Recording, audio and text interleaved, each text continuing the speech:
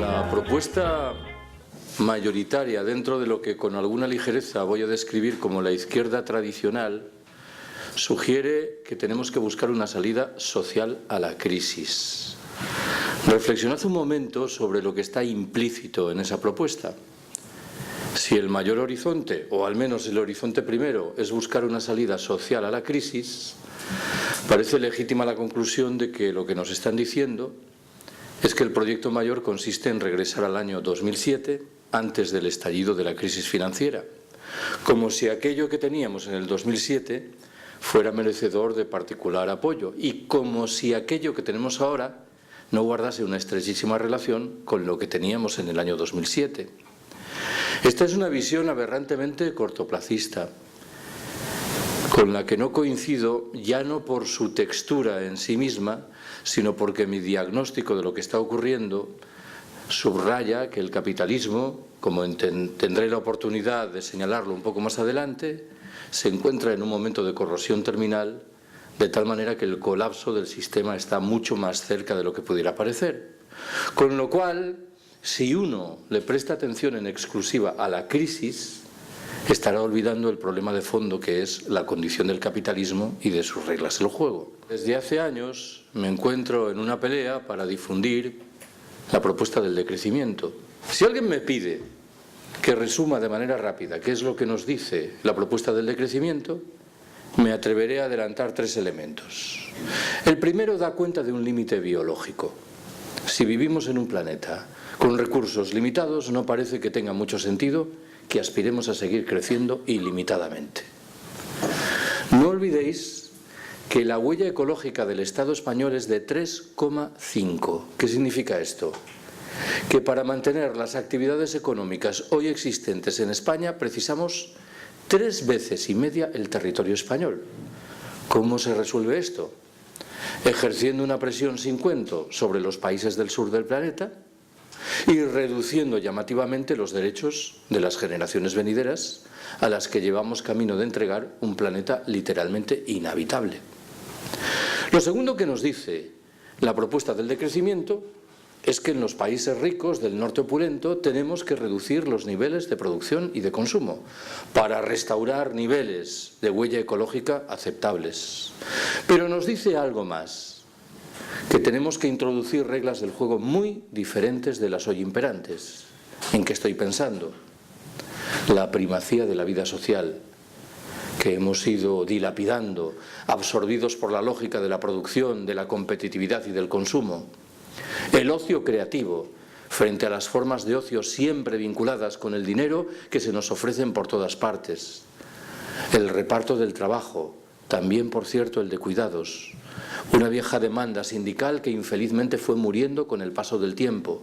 La necesidad de reducir el tamaño de muchas de las infraestructuras que empleamos.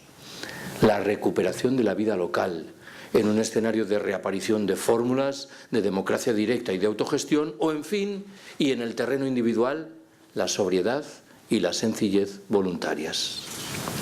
La propuesta del decrecimiento, en fin, nos dice una tercera cosa. Subraya de manera muy rotunda que podemos vivir mejor con menos. Quienes me habéis escuchado hablar alguna vez sobre decrecimiento, sabéis el empeño que pongo en subrayar que lo de la alta velocidad ferroviaria es un ejemplo de libro del problema correspondiente. Retrata, creo yo, que de una manera muy gráfica muchas de las miserias imperantes en una sociedad como la nuestra. No me voy a referir ahora al destrozo ecológico provocado por la construcción de las líneas correspondientes. Tampoco lo voy a hacer a la desertización ferroviaria que acarrea el AVE. Voy a olvidar los problemas muy graves que se derivan del cierre paralelo de muchas de las líneas del ferrocarril convencional, para intentar rescatar la dimensión social del proyecto correspondiente. He contado muchas veces que hace años escuché en labios de un colega andaluz un comentario sobre esto que me pareció singularmente atinado. Dijo: la alta velocidad ferroviaria es un ejemplo de libro de cómo los integrantes de las clases populares celebran con alegría que con los impuestos que pagan se construyan líneas de alta velocidad que van a servir prácticamente en exclusiva a los integrantes de las clases pudientes. ¿Quién tiene tanta prisa en la vida como para necesitar llegar de Madrid a Valencia o de Valencia a Madrid en 1 hora y 35 minutos? Respondo: los ejecutivos de las grandes empresas están trazando un sistema de transporte público ferroviario sobre la base de los intereses singularísimos de una escueta minoría de la población, mientras se deterioran las posibilidades de transporte al alcance de la mayoría. Tercera observación que quiero haceros. Sabéis sin duda que somos víctimas de una genuina estafa en los últimos años. Bueno, en los últimos años. Alguien dirá, de siempre. Pero la estafa de los últimos años presenta un perfil consolidado. Se vincula, también lo sabéis, con una palabra mágica, la palabra deuda. Nuestros gobernantes están muy ocupados en subrayar de un tiempo a esta parte que el Estado español arrastra un gravísimo problema de deuda contraída por las diferentes administraciones públicas. Mentira. España arrastra un gravísimo problema de deuda contraída por los diferentes agentes privados y, en lugar singular, por bancos, cajas de ahorro y grandes empresas que operan en la trastienda. Una conclusión legítima de lo que acabo de deciros es que debemos rechazar el pago de buena parte de la deuda que nos quieren endosar. Subrayo esto para llamaros la atención sobre el hecho de que, sin embargo, hay otras deudas que están por ahí y que estas sí deberíamos pagar. Son fundamentalmente 3. La primera es una deuda histórica con las mujeres, víctimas de una doble explotación y víctimas, más allá de ello, de una permanente marginación en el terreno simbólico y en el material. La segunda es una deuda con los integrantes de las generaciones venideras, a los que antes sugerí llevamos camino de entregar un planeta literalmente inhabitable. Y la tercera y última de las deudas lo es con muchos de los habitantes de los países del sur. No vaya a ser que reconstruyamos nuestros maravillosos estados del bienestar a costa de ratificar atávicas relaciones de explotación y de exclusión. Es muy importante, a mi entender, subrayar el vigor de estas 3 deudas. Un concepto que merece una reflexión crítica: el estado del bienestar. Los estados del bienestar son formas de organización económica y social propias y exclusivas del capitalismo. Se asientan en un procedimiento de delegación de la toma de decisiones que coloca sistemáticamente en otras manos las tareas principales al respecto, de tal suerte que cancela cualquier perspectiva de autogestión y de socialización.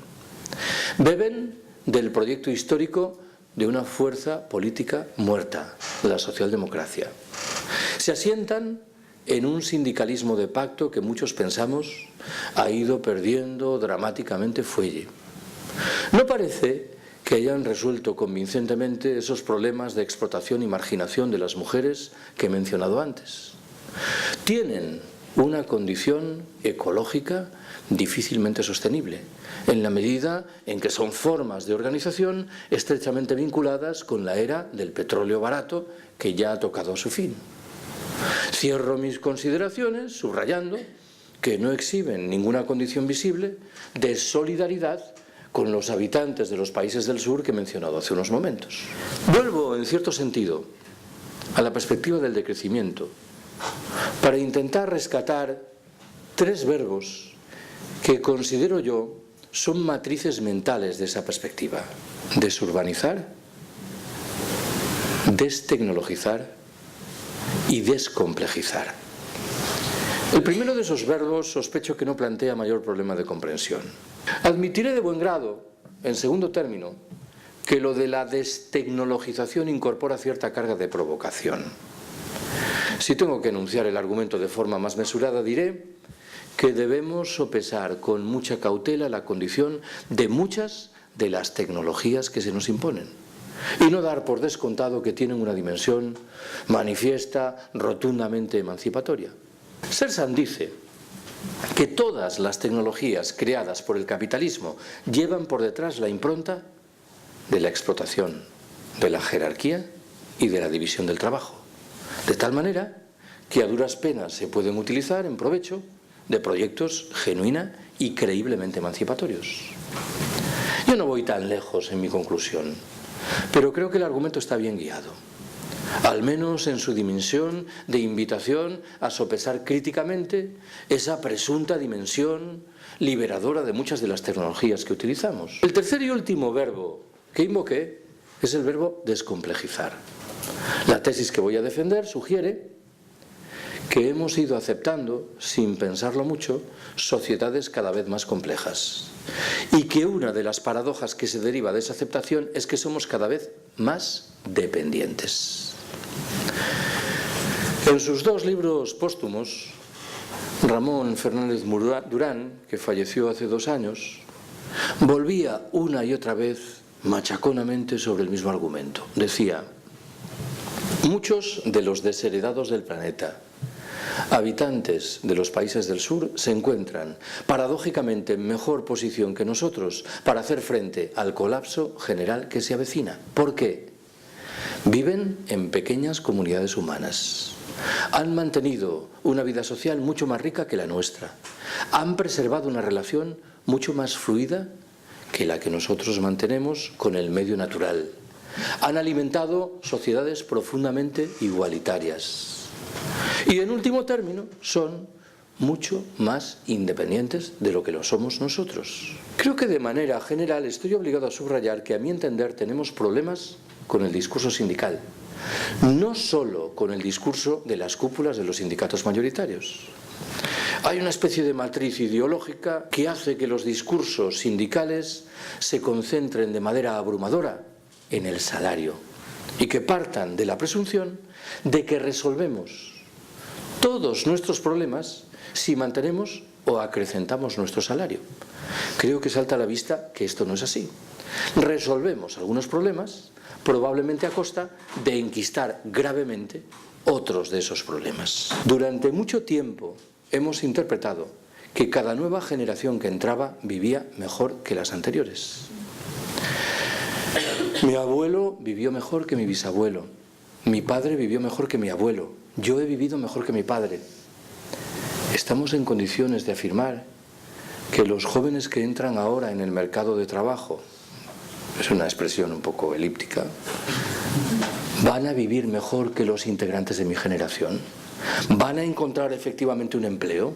¿Se van a beneficiar en su caso de un subsidio de paro? ¿Van a cobrar dentro de 40 años una pensión? Me temo que nadie está en condiciones de responder de manera taxativamente afirmativa a todas estas preguntas, que nos emplazan ante una genuina crisis de la civilización capitalista y que probablemente, vuelvo a la carga con el argumento, están provocando un sibilino cambio en las percepciones económicas y sociales de esos jóvenes hechizados con la virtud vinculada con la lógica de la competición. Nos hemos acostumbrado a utilizar la palabra crisis en singular para identificar la modulación financiera del fenómeno. Y olvidamos con demasiada frecuencia que en la trastienda hay otras crisis, ahora en plural. ¿En qué estoy pensando? En el cambio climático, que es una realidad que ya está ahí y que no tiene ninguna consecuencia saludable. En el encarecimiento inevitable, en el medio y en el largo plazo, de los precios de la mayoría de las materias primas energéticas que empleamos. En los problemas demográficos que castigan en singular a determinadas regiones del planeta, en el mantenimiento de la situación de postración que padecen tantas mujeres, o en la prosecución, en fin, y por dejarlo ahí, del expolio de la riqueza humana y material de los países del sur. Si cada una de estas crisis, por separado, es suficientemente inquietante, la combinación de todas ellas me parece literalmente explosiva. ¿Cuál es el escenario, creo yo, que opera en la trastienda? Ya sé que lo que voy a decir a continuación es polémico y que uno puede ordenar los datos de maneras muy diversas, de tal suerte que llegue a conclusiones distintas. Si solo le prestamos atención a la crisis financiera, es legítima la conclusión de que el capitalismo se encuentra en un periodo feliz y exultante. Alguien dirá, ¿cómo si no podríamos explicar que con enorme osadía esté acometiendo agresiones contra derechos y libertades? Esto solo lo hace un sistema que se encuentra en una posición de manifiesta vitalidad. Ahora bien, Si ampliamos la órbita de nuestra atención y vamos más allá de la crisis financiera, incorporando las otras 5 que acabo de mencionar, la conclusión es manifiestamente diferente. No nos queda más remedio que aguardar a que llegue el momento del colapso. ¿Por qué? Porque será la única manera de que la mayoría abrumadora de nuestros conciudadanos tome nota de lo que tienen que hacer. He descrito esta posición como crudamente realista, pero ahora agregaré que es desoladora, no nos engañemos. El colapso se traducirá, por definición, en una multiplicación espectacular de los problemas y en una reducción paralela de nuestra posibilidad de encararlos. La segunda de las posiciones es la mía y tiene un cariz visiblemente voluntarista, en el sentido de que disfruta de un apoyo social muy limitado. Nos habla de la necesidad urgente de abrir espacios de autonomía en los cuales procedamos a aplicar reglas del juego diferentes de las que se nos imponen. Estoy pensando en lo que suponen los grupos de consumo, las ecoaldeas, las cooperativas integrales, las formas de banca ética y social, o el incipiente movimiento de trabajadores que en régimen autogestionario cooperativo se hacen con la dirección de empresas que están al borde de la quiebra.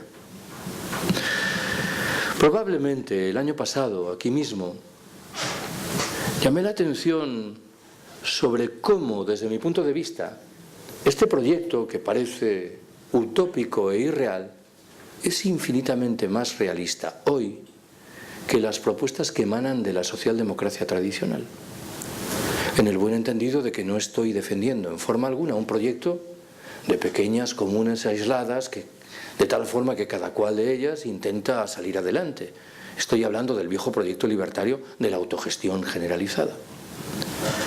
Cuando yo escucho o leo a nuestros economistas socialdemócratas de bandera, empeñados en sugerir que un elemento central para resolver nuestros problemas es el que pasa por la creación de una banca pública, debo confesaros que me quedo un poco perplejo. ¿Por qué? Porque me veo en la obligación de formular una pregunta muy prosaica. ¿Cuánto tiempo podemos aguardar a la creación de una banca pública? Tanto más cuanto que el procedimiento correspondiente debe pasar inexorablemente por el cauce de partidos, parlamentos e instituciones. Me temo que en esas condiciones es, paradójicamente, mucho más realista el proyecto de los espacios de autonomía, siquiera solo sea por una razón fácil de identificar. Podemos sacarlos adelante aquí y ahora, sin pedir autorización a nadie.